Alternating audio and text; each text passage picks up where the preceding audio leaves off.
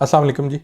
इस वीडियो में हम बात करेंगे कि क्यों मिलर ट्रैक्टर जो है उसकी प्राइस तकरीबन पिछले एक साल से एक जगह पे स्टक ही है या थोड़ी बहुत नीचे ही गई है, ऊपर क्यों नहीं जा रही, मूव करना क्यों नहीं शुरू हो रही।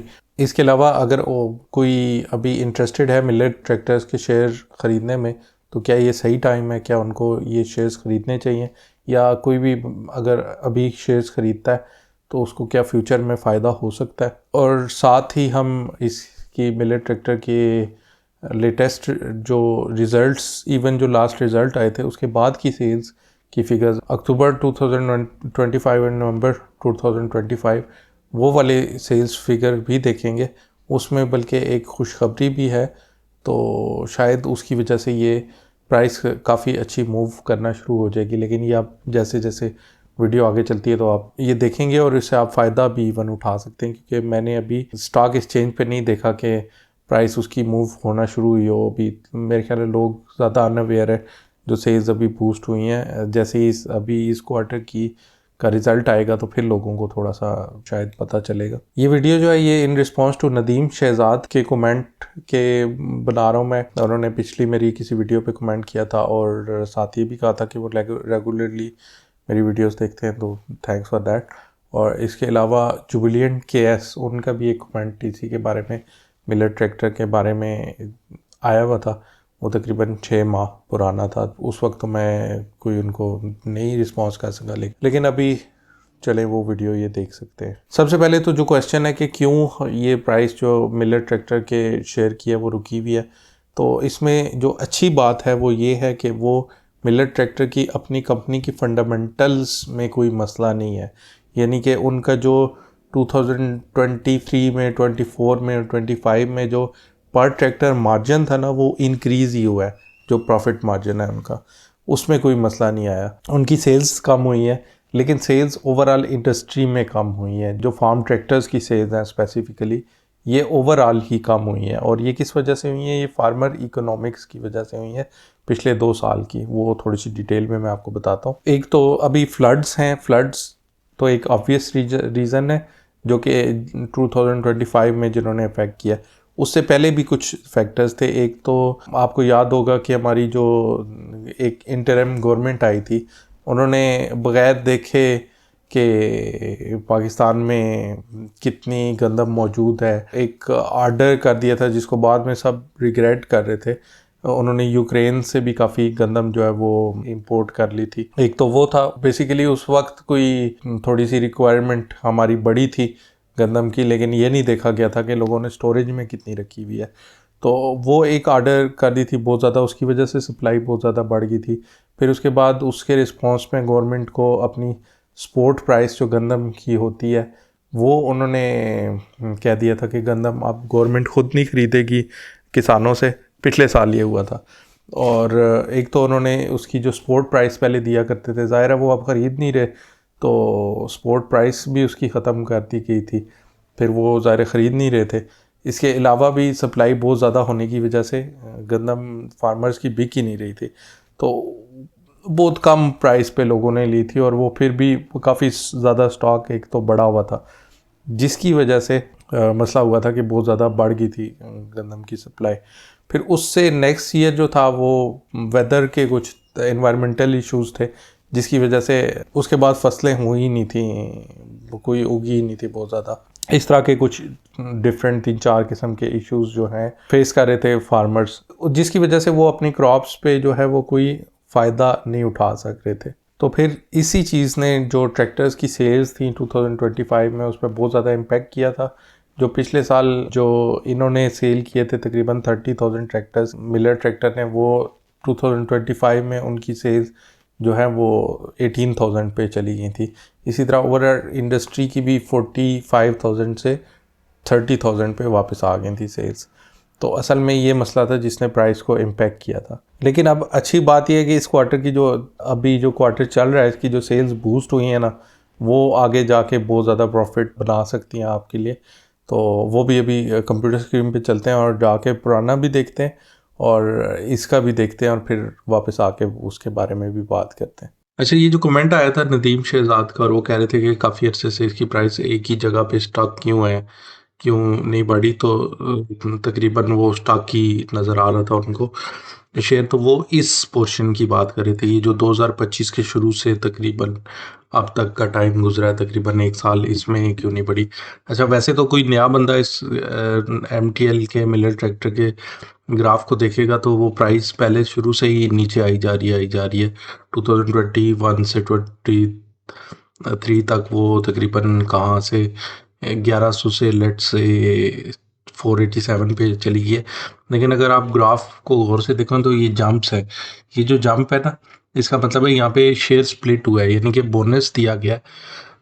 जिसके पास यहाँ पे 1000 शेयर्स थे तो उसको 20% शेयर्स का बोनस दिया गया है। तो बोनस का ये मतलब होता है कि जिसके पास 1000 शेयर्स थे उसके शेयर्स 1200 हो गए। तो जैसे ही बोनस दिया जाता है वो फिर ये नेचुरल होता है कि प्राइस ने एडजस्ट होना होता है। जो 1000 शेयर्स की प्राइस होती है वो डिवाइड होके 1200 पे डिवाइड हो जाती है, तो वो नेचुरली प्राइस अचानक से नीचे चली जाती है। तो प्राइस तो नीचे चली गई, लेकिन अब नंबर ऑफ शेयर्स बढ़ गए। जिसके पास 1000 थे उसके पास 1200 हो गए। लेकिन उसका फ़ायदा फिर क्या हुआ, प्राइस ने नीचे ही जाना है। फिर लोग समझते हैं ये तो शेयर इतने का होना चाहिए, फिर वो आहिस्ता आहिस्ता ट्रेड करके फिर प्राइस उसकी थोड़ी ऊपर चली जाती है। फिर जब नेक्स्ट टाइम 20% का लेस से बोनस मिलता है तो ये प्राइस और नीचे चली गई। लेकिन शेयर नंबर ऑफ़ शेयर्स बढ़ गए। यहाँ पे जिसके पास 1000 थे, यहाँ तक पहुँचते पहुँचते उसके पास 1400 शेयर हो गए, फिर या 1440 शेयर हो गए। फिर 10% का और बोनस दिया गया तो वो शेयर्स का नंबर्स और बढ़ गए। असल में तो वो आपको प्राइस नीचे जाती हुई नज़र आ रही है, लेकिन ओवरऑल उसके पास जितने नंबर ऑफ़ शेयर्स बढ़ चुके हैं ना, बगैर नए शेयर्स खरीदे, तो उनको करंट प्राइस से मल्टीप्लाई करें तो इससे काफ़ी ऊपर होता है। तो ये कंपनीज एक तो अपने शेयर को अफोर्डेबल रखने के लिए, दूसरा जो करंट शेयर होल्डर्स हैं उनको थोड़ा फ़ायदा होता रहे, हर बोनस के बाद थोड़ी प्राइस उसकी बढ़ती है शेयर की, तो नंबर ऑफ़ शेयर्स भी उनके पास ज़्यादा होते हैं, तो इस वजह से ये बोनसेस वगैरह देते रहते हैं जो कंपनीज हैं। तो यहाँ से यहाँ तक अब आपको तो अपेरेंटली लग रहा होगा कि ठीक ठाक प्राइस जो है वो नीचे चली गई है, 75% नीचे चली गई है। लेकिन असल में ये जिसके पास यहाँ पे शेयर्स थे 1000, वो यहाँ तक पहुँचते हुए शायद उसके पास 3000 शेयर्स पड़े हुए हों बगैर कोई भी एक नया शेयर खरीदे हुए। जो करंट शेयर्स हैं वही उनकी क्वांटिटी बढ़ती जाती है, और फिर जब वो कम प्राइस से उसको मल्टीप्लाई करें तो असल में उसकी वैल्यू यहाँ तक पहुँचने तक ठीक ठाक बढ़ी हुई है। तो आगे भी थोड़े बहुत, अच्छा, हर बोनस के साथ ये डिविडेंड्स भी देते रहे, बल्कि हमने ये थ्योरेटिकली क्या बात करनी है इसको देख भी लेते हैं। तो ये इसका जो ग्राफ है BMA की वेबसाइट पे उन्होंने जो ऑफिशियल दिया हुआ है पोर्टल, उसके थ्रू अगर देखें तो ये देखें यहाँ पे, ये तो चलें 2019 हो गया, काफ़ी पीछे चले गए हम। ये यहाँ से देख लेते हैं 2021 में भी 13% बोनस दिया हुआ है उन्होंने। अब यहाँ पे मसलन जिसके पास 1000 शेयर्स थे, अचानक शेयर्स की नंबर ऑफ़ शेयर्स बढ़ गए, वो उसके पास 1130 इस तरह कुछ शेयर्स हो गए, और फिर 50 रुपीज़ पर शेयर उसको डिविडेंड भी मिल गया साथ ही, बोनस के साथ ही, जो कि उसके बैंक अकाउंट में भी ट्रांसफ़र हो गया। नंबर ऑफ़ शेयर्स बढ़े, डिविडेंड भी बढ़ा ले, और ये दोनों चीज़ें प्राइस में एडजस्ट होती हैं। फिर यहाँ पे प्राइस चलेगी, फिर ये आहिस्ता आहिस्ता करते करते ट्रेड होते हुए यहाँ पे फिर एक और डिविडेंड और बोनस मिल गया। ये मिला जी 20% बोनस, और फिर 50% 50 रुपीज़ का डिविडेंड, यानी कि ये भी फिर प्राइस में एडजस्ट होके ये नीचे गया। लेकिन यहाँ पे ये इसका आप मैजिक देखेंगे कि ऑटोमेटिकली उसके बाद प्राइस फिर दोबारा तकरीबन उसके करीब चली गई, और यहाँ तक पहुँचते हुए इस ऊपर वाली प्राइस का और उस ऊपर वाली प्राइस का मतलब एक नहीं है। यहाँ पे उसके पास शेयर्स भी काफ़ी ज़्यादा पड़े थे। इसी तरह हर बोनस पे उसके शेयर्स बढ़ते गए, तो यहाँ से यहाँ तक पहुँचने के लिए उसके तकरीबन को 3-4 हज़ार शेयर्स हो गए होंगे, 1000 से ज़्यादा बढ़ के, तो साथ साथ बोनस देती गई। तो इस लिहाज से ये बड़ी मशहूर और अच्छी कंपनी थी। फिर उसके बाद बोनस पे भी टैक्स लगा दिया था गवर्नमेंट ऑफ पाकिस्तान ने, तो शायद उस वजह से उसके बाद इन्होंने बोनस तो देना बंद कर दिया, सारा कुछ डिविडेंड में ही दे दिया करते थे।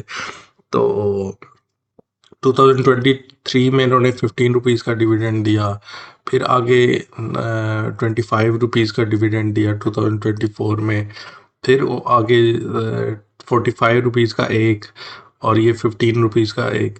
तो ये सारे प्राइस से एडजस्ट हो रहे होते हैं, यानी कि यहाँ पे और यहाँ पे अगर इधर सेम भी प्राइस होती ना तो उसका मतलब सेम नहीं है, ये इसको फिर प्राइस में ऐड करना पड़ता है। मसलन यहाँ से यहाँ तक अगर 519 है ना, तो ये दोनों भी हम प्राइस में ऐड करेंगे क्योंकि ये हमें अलग पर शेयर बैंक में मिल गए हैं, तो ये 60 रुपीज़ और। तो इस यहाँ से यहाँ तक की प्राइस मसलन हमारी 574 या हाँ इस तरह है तकरीबन। तो असल में ये जो एक साल में ना 754 से 574 पे आया, तो ये तो कम तो हुआ है बिल्कुल। तो इसकी वजह अभी ये एक तो सितंबर की रिपोर्ट है सबसे लेटेस्ट जो है वो देख लेते हैं। तो इसमें ये कहा during the 3 months period ended on सितंबर 30 2025। अभी जो 30 सितंबर को जो 3 मंथ्स का क्वार्टर एंड हुआ है उसमें 2177 ट्रैक्टर इन्होंने बेचे हैं, जो कि पिछले साल इसी टाइम पे 3 माह के अंदर तकरीबन 2566 यूनिट्स बेचे थे, यानी कि पिछले साल से कम हुआ और या ओवरऑल जो इन टाइमों पे बिकते थे उससे कम है क्वांटिटी है। उसके अलावा इनकी जो सेल्स हैं वो बिलियंस में भी, मतलब 7.99 बिलियन पिछले साल थी इस क्वार्टर की, इस दफ़ा जो है कम हुई है। इसी तरह इसका अर्निंग पर शेयर भी सेल्स के कम होने की वजह से कम हुआ है। अब ये सेल्स सिर्फ इनकी कम नहीं हुई मिलर ट्रैक्टर की, ओवरऑल इंडस्ट्री में ही ट्रैक्टर्स की सेल कम हुई है। तो इसकी वजह क्या है? Locally floods have devastated the Pakistan agriculture resulting in destruction of crops, loss of livestocks, damage to irrigation infrastructure, significant threat to food safety.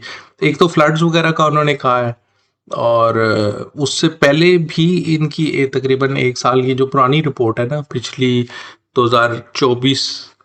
2025 का जो साल था, जो जुलाई 2024 से लेके जून 2025 पे एंड हुआ है, तो उसमें भी ये देखें, ये दिखा रहे हैं इनकी जो प्रोडक्शन है 2024 में 30,000 तक थी प्रोडक्शन एंड सेल, 30,000 थी, इधर 18,000 हुई है। इसी तरह बाकी टैक्स वगैरह सब कुछ उसी लिहाज से कम हुआ है, रिटर्न ऑन इक्विटी हर चीज़ जो है वो उसी लिहाज से कम हुई है। जबकि डिविडेंड इन्होंने 2025 में ज़्यादा दी है, वो उनके पास पुराना जो कैश पड़ा हुआ था उस लिहाज से। तो ओवरऑल ये जो इनकी अर्निंग पर शेयर है ना वो नीचे गई है, इनकी असल में जो सेल्स कम हुई है उसकी वजह से गई है। अब यहाँ पे मैं एक और चीज़ देख रहा था, इनकी अगर परफॉर्मेंस में आ जाए तो इनकी जो प्रॉफिटेबिलिटी है ना, असल चीज़ ये होती है जो ग्रॉस प्रॉफिट है वो ये चेक करें। 2024 में जब ज़्यादा सेल हुई थी तब इनका 23% प्रॉफिट था, इसके बाद 26%, यानी कि ट्रैक्टर्स तो उन्होंने कम बेचे लेकिन पर ट्रैक्टर जो उनको प्रॉफिट हुआ वो ज़्यादा प्रॉफिट शो कर रहा है। इसी तरह नेट प्रॉफिट मार्जिन ये होता है कि उनकी जो प्रोडक्ट का प्रॉफिट नहीं बल्कि ओवरऑल कंपनी का प्रॉफिट, उसमें सारा कुछ जो फैसिलिटीज़ पे टैक्सेस वगैरह देते हैं, एम्प्लॉयज़ की सैलरी सब कुछ देने के बाद जो प्योर प्रॉफिट होता है ना वो होता है, वो भी इनका 2025 में बढ़ा था। तो इसका मतलब ये है कि उनकी फंडामेंटल्स में इतना कोई मसला नहीं आया, उनकी प्रॉफिटेबिलिटी बिल्कुल इंटैक्ट है, सब कुछ सेट है, लेकिन ओवरऑल इंडस्ट्री में मसले की वजह से सेल्स कम हुई है। अब इसमें एक और चीज़ हमें देखनी पड़ेगी कि क्या सिर्फ इनकी सेल्स कम हुई है या ओवरऑल इंडस्ट्री की हुई है। अगर तो ओवरऑल एग्री ऑटो इंडस्ट्री की सेल्स ही कम हुई है ना, फिर तो इस कंपनी के लिहाज से हमें वरी करना ही नहीं चाहिए। उसके लिए हमें जाके देखना पड़ेंगे सेल्स के फिगर्स। तो ये 2024-25 के ये फार्म ट्रैक्टर सेल्स के फिगर्स है, बल्कि 2023-24 पहले देख लेते हैं। तो उस पर ये देखें 30,000 इनके बिके थे। मैसी फर्गूसन जो है ये इन्हीं के ट्रैक्टर्स हैं बिल्लत के, और जो फिएट है ऊपर वो अलगाजी ट्रैक्टर वालों के हैं। तो इनके 30,000 बिके थे, उनके 15,000 तकरीबन 50% उनका था, मतलब इन से 50% जो है ना वो कम था उनका। इस दफ़ा अगर देखें तो दोनों कंपनीज का इनकी तकरीबन 18,000 कुछ, ये ऊपर प्रोडक्शन है और ये सेल्स है। इसी तरह ये प्रोडक्शन है, ये सेल्स है 2025 की। तो ये 2025 जो फिस्कल ईयर एंड हुआ था 2020 जून 2025 में, तो ये देखें इनके भी 15 से 10,000 पे आ गए, सेल्स और इनकी 30 से 18,000 पे आ गई। यानी कि जो मिलर ट्रैक्टर है उसकी सिर्फ सेल्स नहीं कम हुई, ओवरऑल ये जो दोनों ट्रैक्टर जो पूरी इंडस्ट्री है उसकी कम हुई है, बल्कि ये टोटल ट्रैक्टर्स की सेल्स भी लिखी हुई है जो कि 29,000 है इस ईयर में, और पहले 45,000 थी 2024 में। तो ये असल वो चीज़ थी जिसकी वजह से ट्रैक्टर्स की सेल्स कम होने की वजह से ओवरऑल दोनों की उस पर फ़र्क पड़ा था। तो ये सेल्स तो पहले भी हिस्ट्री में भी ऐसा होता रहा है कि वो जो फार्मर्स की हालत होती है उस पर डिपेंड करती हैं ये सेल्स। पास्ट में भी इनकी जो सेल्स के मुताबिक ना इनकी मतलब प्रॉफिटेबिलिटी ऊपर नीचे होती रही है। तो ये 2025 है। अब 2026 में जिसका फर्स्ट क्वार्टर अभी शुरू भी हो चुका है, गुजर चुका है, क्योंकि इनका जो ईयर है ना शुरू हो जाता है जुलाई से। तो जुलाई में जो फर्स्ट क्वार्टर है 2026 का वो ज़रा डाउन रहा है, जिसकी मैंने यहाँ पे रिपोर्ट दिखाई थी। लेकिन अगला क्वार्टर बड़ा अच्छा जा रहा है, वो मैं आपको दिखाता हूँ। तो मैंने इसकी सेल्स निकाली है। तो ये है पहले थ्री मंथ्स 2026 वाले क्वार्टर वन की, इनका जो जुलाई 25 से शुरू हो गया। तो इसमें तकरीबन 1800 ट्रैक्टर बिके, और इसकी जो ईपीएस आई थी उसके मुताबिक ही करंट प्राइस इनकी जो चल रही है ना ये बल्कि इसके बाद भी नीचे ही गई है प्राइस। पिछले 2 माह में भी ना अगर आप देखें तो प्राइस नीचे ही गई है, क्योंकि लोगों को ये नहीं पता कि ये इनके अगले जो 2 मंथ है ना इनमें ट्रैक्टर्स की सेल्स काफ़ी बढ़ी हैं। और ना सिर्फ मतलब इनकी बढ़ी हैं, उनकी भी, अलगाजी वालों की भी ना बढ़ी है, लेकिन ओवरऑल ज़्यादा इनकी बढ़ी है। जितनी पिछले 3 माह में हुई थी उससे 2 गुना, तो 2 गुना से ज़्यादा ही अभी हो चुकी है। और 1 महीना रहता है इस क्वार्टर का, दिसंबर का, जिसके फिगर्स अभी दिसंबर के फिगर्स आए नहीं है। तो इस क्वार्टर की ईपीएस जो पिछली क्वार्टर की ईपीएस आई है उससे कम से कम 3 टाइम्स होगी। तो जो कि आप यहाँ पे देख सकते हैं, ये जो 3.7 है ये 10 से बड़े आराम से ऊपर होगा, या एटलीस्ट 10 होगा। तो इसका मतलब क्या है कि जब ईपीएस बूस्ट करती है तो उसके बाद फिर वो जो उसकी प्राइस है वो भी बूस्ट करती है। अब अच्छा, यहाँ पे भी ये फ्लड्स वाला टाइम था पिछले साल का, तो इस टाइम पे सेल्स आगे नहीं हुई थी और यहाँ पे अच्छी एक्सपेक्टेड है। तो ये साल जो है ना ये लग रहा है कि यहाँ पे ये काफ़ी अच्छा रिकवर कर जाएगा। सबसे अच्छी बात ये है इस वीडियो को देखने के बाद आपको जो पता चला है ये चीज़, ये कोई अभी एक्सपेक्ट नहीं कर रहा। अगर एक्सपेक्ट कर रहा होता, किसी को पता चल गया होता और देख लिए होते लोगों ने फिगर, तो यहाँ पे कम से कम कुछ ना कुछ ऊपर आता। अब ये अचानक से लोगों की आंखें खुलेंगी जब इस क्वार्टर की अर्निंग्स की रिपोर्ट आएगी, जब इसकी ऑफिशियल रिपोर्ट आएगी तो पता चलेगा कि ट्रैक्टर ज़्यादा बिके हैं और उनका ईपीएस ज़्यादा हुआ है।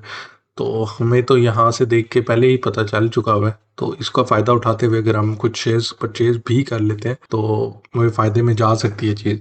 तो असल में हमने इस सारे डाटा को देख के मुख्तलिफ सोर्सेज से क्या इस्टेब्लिश किया कि इनके जो फंडामेंटल्स है उनमें कुछ भी एक तरह बिल्कुल हल्की सी भी कोई मसला नहीं हुआ। इनकी जो मार्केट शेयर है वो काफ़ी अच्छी तरह इंटैक्ट है। इनके डबल ट्रैक्टर सेल होते हैं, तकरीबन उसका आधा अलगाजी वाले के होते हैं, वो भी इंटैक्ट है। इनका जो पर ट्रैक्टर जो ये वो लेते हैं ग्रॉस प्रॉफिट और ऑपरेटिंग प्रॉफिट, वो भी बिल्कुल इंटैक्ट है, उसमें भी बिल्कुल एक ज़रा भी कोई मसला नहीं हुआ। इनकी मैनेजमेंट ने भी कोई गलत इस तरह का डिसीजन नहीं किया। सिर्फ वो जो फार्मर इकोनॉमिक्स जो कि पिछले साल थोड़े से मसले में थी, वो अभी आगे जाके हम डिस्कस करते हैं, वो भी बल्कि बेहतर हो रही है। तो ये फ्लड्स का मसला ऑलरेडी हल हो चुका हुआ है। जो स्पोर्ट प्राइस वगैरह का चक्कर था वो भी अभी आगे जाके डिस्कस कर लेते हैं। वो भी गवर्नमेंट ने इस दफ़ा स्पोर्ट प्राइस भी सेट कर दी है गवर्नमेंट की और गंदम की, और वो परचेज करने का इरादा भी रखते हैं किसानों से डायरेक्ट। तो वो चीज़ें भी बेहतर हो रही हैं। तो इस वजह से इसकी जो फ्यूचर आउटलुक है ना बहुत अच्छी है। तो जैसा कि हमने पहले भी बात की और उसके बाद कंप्यूटर स्क्रीन पे जाके भी देख लिया कि हमारे जो रीज़न थी अभी पिछले 1 साल में मिलर ट्रैक्टर की प्राइसेस ना बढ़ने की, वो थी लो सेल्स। और लो सेल्स सिर्फ मिलर ट्रैक्टर की कंपनी की नहीं बल्कि फार्म ट्रैक्टर्स की ही सेल्स ओवरऑल कम हुई थी। 2 ही इसमें प्लेयर्स हैं बड़े, मिल्लत और अलगाजी, दोनों की ही सेल्स जो हैं वो कम हुई थी। अच्छा, इसके बाद फिर जो वजह थी सेल्स कम होने की वो फार्मर इकोनॉमिक्स थे। उसमें सबसे एक मेजर जो है वो एक फ्लड्स की थी। उससे पहले जो गंदम के थोड़े से मसले हो गए थे। एक तो ज़्यादा वो इंपोर्ट हो गई थी, उसके बाद एक जो फसल है वो इंपोर्ट के साथ साथ वो भी काफ़ी अच्छी हुई थी, काफ़ी ओवर जो सप्लाई थी ना उसकी हो गई थी, तो गवर्नमेंट ने भी खरीदना छोड़ दिया था। तो ये सारे मसले मिलके इसकी वजह से फार्मर्स जो हैं वो कुछ भी अपनी वो कमाई नहीं कर सके थे, अपने फसलें थी उससे, तो वो आगे ट्रैक्टर्स वगैरह में क्या इन्वेस्ट करते। अच्छा, अब आगे ये क्वेश्चन आता है कि अगर कोई अभी इंटरेस्टेड है ख़रीदने के लिए, उसको ख़रीदना चाहिए और क्या ये कंपनी फ्यूचर में रहेगी प्रॉफिटेबल। तो जैसा कि आपने देख लिया कि ये पर ट्रैक्टर तो इनकी प्रॉफिटेबिलिटी अभी भी इंटैक्ट है। अभी भी ये जो जितनी इन्होंने सेल्स किया उसके लिहाज से उनकी प्रॉफिटेबिलिटी सही थी, लेकिन पर शेयर प्रॉफिटेबिलिटी इसलिए कम हुई है कि ओवरऑल सेल्स ही कम हुई है। तो फंडामेंटल्स में उनके कोई भी मसला नहीं है, उनकी जो ग्रॉस प्रॉफिटेबिलिटी है, इसके अलावा नेट प्रॉफिटेबिलिटी है, वो अपनी जगह पे कायम है। दूसरी एक इनकरेजिंग बात ये है कि जो अक्टूबर और नवंबर की सेल्स के फिगर्स जिनके अवेलेबल हो चुके हुए हैं वो पिछले 3 माह को मिलाएं और फिर इन 2 माह के जो है उन पिछले 3 माह से डबल से भी ज़्यादा सेल्स ऑलरेडी हो चुकी हुई हैं। तो अभी इस क्वार्टर का 1 महीना अभी बाकी है, तो वो शायद ये क्वार्टर जो है वो 3 टाइम्स चला जाए पिछले क्वार्टर के लिहाज से, जो कि काफ़ी अरसे बाद एक सेल्स की बूस्ट होगी जब से ये क्राइसिस पूरा शुरू हुआ है। तो उस लिहाज से भी एक प्राइस को थोड़ा सा बूस्ट मिलने का चांस है जैसे ही इसकी अभी दिसंबर के बाद रिपोर्ट आएगी, तो क्योंकि उसमें डेफिनेटली कंपनी जो है ना पिछले क्वार्टर की निस्बत 3 टाइम्स जो है वो EPS पोस्ट करेगी, क्योंकि सेल्स ही बढ़ गई हैं और वो जो प्रॉफिटेबिलिटी है वो तो हमें पता है कि वो 10% नेट प्रॉफिट है पर ट्रैक्टर सेल जो है। उसके बाद कुछ और चीज़ें भी हुई हैं। एक तो गवर्नमेंट ने 3500 रुपीज़ पर 40 kg जिसको मन कहा जाता है, वो गंदम की प्राइसेस भी सेट कर दी हैं इस बार। इसके बाद जो सारे सूबे हैं और उनकी और जो फेडरल गवर्नमेंट है उनकी, जो हमारे करंट प्राइम मिनिस्टर हैं उनकी मौजूदगी में एक मीटिंग हुई थी जिसमें ये डिसाइड किया गया था कि जो चारों सूबे हैं वो अपनी परचेजिंग करेंगे यही 3500 पीस पे पर 40 kg के लिहाज से। तो एक रिज़र्व जो है वो सारे सूबे रखेंगे ताकि कभी क्राइसिस आता है वीट का तो वो उसमें फिर वो वहाँ से सप्लाई कर सकें। तो इस दफ़ा गवर्नमेंट ने परचेजिंग भी करनी है, दूसरा सपोर्ट प्राइस भी ऑलरेडी दे चुके हुए हैं, ट्रैक्टर की सेल्स ऑलरेडी जो है वो थोड़ी सी बूस्ट कर रही हैं। फ्लड्स का मसला भी तकरीबन अभी के लिहाज से हल हो चुका हुआ है, अब अगले साल देखते हैं क्या होता है। और इसके अलावा ऑब्वियसली अब जब तक ये गंदम की जो अगली क्रॉप है वो हार्वेस्ट नहीं हो जाती उसके बाद तक कोई इंपोर्ट का भी कोई फ़िलहाल चांस नहीं होगा। अगर कोई ज़रूरत पड़ेगी भी तो वो गवर्नमेंट जो है वो बाद में ही करेगी, क्योंकि वो ऑलरेडी किसानों को एक एडवांटेज देना चाह रहे हैं। उस लिहाज से things are looking up for the miller tractor. तो प्रॉफिट मार्जिन भी एक तो कंपनी का इंटैक्ट है। इनकी जो मार्केट का शेयर है जो तकरीबन 66% के करीब ओवरऑल रहता है वो वहीं पे है। इसके अलावा ये डिविडेंड भी अच्छा दे रहे होते हैं।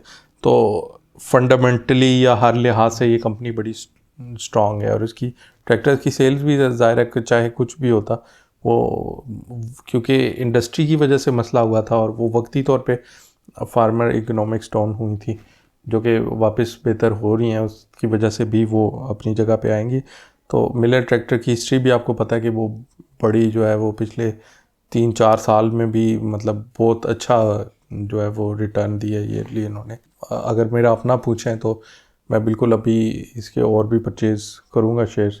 तो आप भी अपनी रिसर्च करने के बाद खुद इन चीज़ों को कंफर्म करने के बाद और अपनी हालत देख के उसके बाद स्पेशली इसमें जो इम्पोर्टेंट चीज़ होती है कि वो वाली इन्वेस्टमेंट जो कि आप 4-5 साल तक अंदर रख सकें, जो आपको इमीडिएटली ज़रूरत ना हो, वो करके अगर ख़रीदना चाहें तो ख़रीद सकते हैं। फिर भी ये एक कोई फाइनेंशियल एडवाइस उस तरह से या एक वो कोई परचेजिंग की कॉल नहीं है, खुद आप देखें।